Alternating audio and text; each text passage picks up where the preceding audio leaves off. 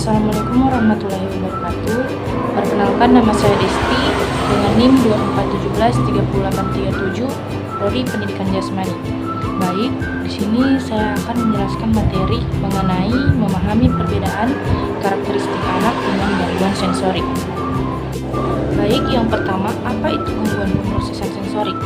Jadi, gangguan pemrosesan sensorik adalah kondisi neurologis yang memengaruhi cara otak untuk menerima, menafsirkan, dan merespon informasi dari indera.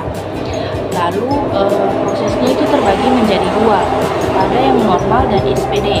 Untuk normal, yaitu indera menerima input, kemudian otak menginterpretasikan lalu responnya cepat. Sedangkan untuk SPD, input itu terdistorsi, terhambat atau berlebihan sehingga responnya tidak efektif.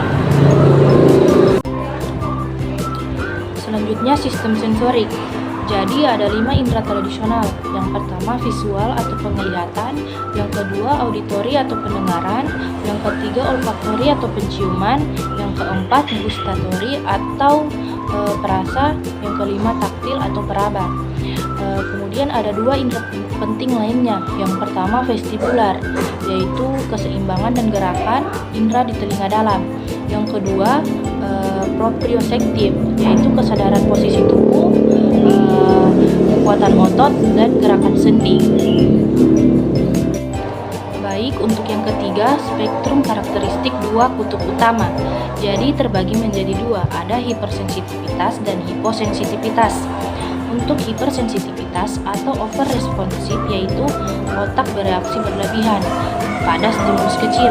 Sedangkan hiposensitivitas, otak kurang bereaksi atau tidak menyadari stimulus.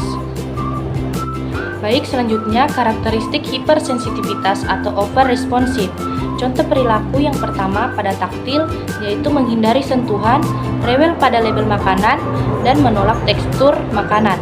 Yang kedua auditori, menutup telinga, takut pada suara keras seperti vakum dan petir, kemudian terdistraksi suara latar. Yang ketiga visual, sensitif terhadap cahaya terang, kemudian menghindari kontak mata. Dan yang terakhir vestibular, yaitu takut ketinggian dan menghindari ayunan atau permainan gerakan. Baik, selanjutnya karakteristik hiposensitivitas atau underresponsif dan pencarian sensori. Contoh perilaku hiposensitivitas yang pertama, toleransi nyeri tinggi, mungkin tidak menyadari adanya luka atau memar. Yang kedua, kurang responsif, tidak merespon saat dipanggil namanya, tampak lusuh atau kurang energi. Kemudian contoh perilaku pencarian sensori. Yang pertama, sangat menyukai gerakan intens seperti berputar dan melompat terus-menerus. Yang kedua, menggigit benda, yaitu memasukkan benda ke mulut. Dan yang terakhir, menyentuh segala sesuatu yang ada di lingkungannya. Baik, selanjutnya dampak karakteristik anak dengan gangguan sensorik. Yang pertama, untuk di sekolah, sulit fokus di kelas, kesulitan duduk diam, tulisan tangan berantakan, dan tantrum di lingkungan ramai. Yang kedua, di rumah, kesulitan rutinitas harian seperti mandi, makan, dan berpakaian, dan juga tidur terganggu. Yang ketiga, emosional, cemas berlebihan, mudah overwhelmed, dan shutdown emosional. Baik, selanjutnya strategi dukungan praktis. Yang pertama, ciptakan lingkungan yang dapat diprediksi. Rutinitas yang konsisten membantu mengurangi kecemasan sensorik. Yang kedua, modifikasi lingkungan.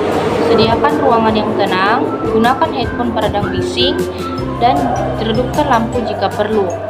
Kemudian yang ketiga, alat bantu atau sensory tools, yaitu sediakan fidget toys, kursi goyang, atau selimut berbobot. Dan yang terakhir, diet sensori. Jadwal aktivitas fisik terencana membantu memenuhi kebutuhan input mereka. Oke, next yang terakhir, peran terapi okupasi atau OT. Yang pertama, integrasi sensorik, yaitu terapi khusus membantu otak memproses informasi sensorik dengan baik. Yang kedua, penilaian individual, yaitu terapis OT melakukan evaluasi mendalam untuk memahami profil sensorik unik anak. Yang ketiga, intervensi yang disesuaikan. OT membantu mengembangkan rencana diet sensori dan mengajarkan keterampilan coping. Yang terakhir kolaborasi, yaitu OT melakukan kerjasama dengan orang